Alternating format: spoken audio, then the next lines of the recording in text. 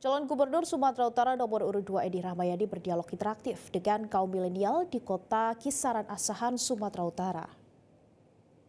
Edi Rahmayadi atau biasa dipanggil Ayah Edi oleh kaum milenial dalam 1 bulan terakhir berhasil mencuri perhatian kaum milenial, terutama mahasiswa yang aktif di dunia sosial.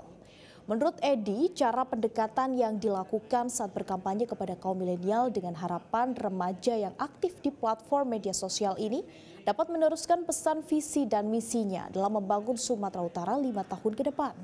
Dalam interaktif tersebut, Edi turut menjelaskan strategi-strategi praktis yang berbasis data untuk mengatasi isu krusial dari kebutuhan masyarakat. Menurut Edi, sudah saatnya kaum milenial ini bangkit dan menjadi pemimpin. Kedatangan Edi yang memberi motivasi dan menarik minat kaum milenial untuk menjadi seorang pemimpin seperti dirinya yang merupakan gubernur petahana.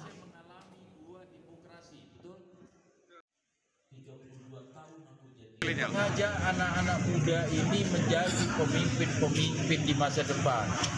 Harusnya dia saat ini yang sudah menguasai tentang kancah demokrasi politik yang saat ini berkembang.